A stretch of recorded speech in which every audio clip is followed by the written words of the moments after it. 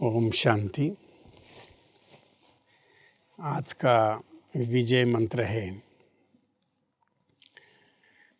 न जाने कब किसका नंबर आना है।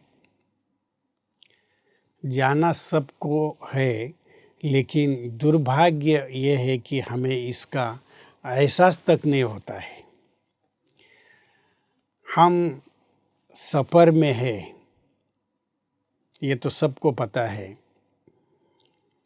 कि हम सिर्फ सफ़र में है, लेकिन एक लाइन में भी हमको जाना है। इस बात को लोग भूल गए हैं कि सफ़र में हज़ारों लोग चलते हैं, लाखों लोग चल रहे हैं। सिर्फ हम सफ़र में नहीं है, लेकिन हमें कहीं तो पहुंचना है। जहां पहुंचने की एक लाइन खड़ी है, उसका हमें कभी एहसास नहीं होता है।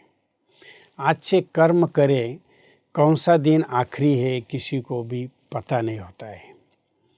ये जो मोटिवेशंस आपके सामने आज विजय मंत्र का दिया है, ये आपको कहीं ना कहीं एक सोचने पर मजबूर करता है कि आप अपने कर्म से ही अपने जीवन को महान बना सकते हैं, श्रेष्ठ बना सकते हैं। जनाब, आप कब तक दूसरों से छुपाएंगे या दूसरों को ठगते रहेंगे? एक दिन कर्म का लेखा जोखा आपको भगवान के सामने ज़रूर देना होता है। इसीलिए जीवन में चलते चलते कई लोगों को आपने देखा होगा, इसमें हम खुद भी आ जाते हैं। अपने बचपन से लेके अभी तक थोड़ा अपने आप को पूछो, जिस दिन जन्म हुआ उसी दिन जाना तय है, मृत्यु तय है। लेकिन हम इस जर्नी में कभी भी भूलते नहीं है, कभी भी हम ये याद नहीं रखते कि मुझे जाना है। इसलिए किसी ने कहा है कि कभी कभी व्यक्ति ने शमशान में जाके बैठना चाहिए और सोचना चाहिए, लेकिन व्यक्ति शमशान को कभी स्वीकार ही नहीं करता है। उसकी अंतिम यात्रा वहाँ है, ये तय है और निश्चित है, सबको वहाँ जाना है। चाहे कितना भी बड़ा बंगला क्यों न हो, लेकिन उसको नगर पालिका या ग्राम पंचायत का जो टीन का जो क्षेत्र होता है, जहाँ खंबे होते हैं लोहे के, वहाँ ही उसकी अंतिम यात्रा होती है। ये व्यक्ति भूल जाता है, चाहे लखोपति हो करोड़ोपति हो, सब कुछ उसको यहाँ छोड़ के जाना होता है। और वो कितना भी घर के अंदर, चाहे बाथरूम के अंदर कितना भी शावर के नीचे स्नान करे, टप में स्नान करे, ज़िंदगी भर मौज करे, लेकिन उसका जो आखिरी जो स्नान है वो घर के बाहर जब वो शरीर छोड़ देता है तो एक बाल्टी में ही उसको नहाया जाता है। जो अंतिम उसकी क्रिया होती है वो घर के बाहर ही होती है, घर के अंदर नहीं होती। ये बहुत सोचनीय बात है। इसलिए मैंने कहा कि जीवन में व्यक्ति को हमेशा ये सोचना चाहिए कि मैं लेके क्या आया था और लेके क्या जाऊंगा। लेके कुछ नहीं जाएगा, सिर्फ अपने श्रेष्ठ कर्मों को ही वो पीछे छोड़ के जाएगा।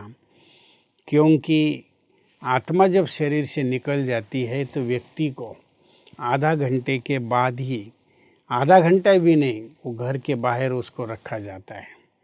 और तब व्यक्ति सोचता है, जब वो अपनी डेड बॉडी को छोड़ देता है, तब व्यक्ति सोचता है कि जिनको ज़िंदगी भर मैंने याद किया, जिनके साथ मैं रहा, और जो उसको अंतिम समय में उसके आँखों के सामने आते हैं, वही आँखों के सामने उनकी यादों के लेके वो सिमट जाता है। हम यहाँ आपको कहेंगे कि आपके आँखों के सामने अगर भगवान को आपने बसा लिया है तो कोई भी आपके आँखों में लास्ट में नहीं आएगा। भगवान की याद को सिमट कर आप भगवान के साथ आगे की यात्रा के लिए जाओगे। लेकिन ऐसा नहीं होता है। बहुतांश लोग ही सफ़र के अंदर अपने ही संबंधियों को, अपने ही लोगों को याद करते, भगवान को भूल जाते हैं और लास्ट की घड़ी में कहते कि अभी भगवान को याद करो। भगवान कहाँ से याद आएगा? भगवान को ज़िंदगी भर आपने कभी याद नहीं किया और लास्ट में कहते कि मुख में नारायण बोलो, राम बोलो, वो कभी नहीं आएगा।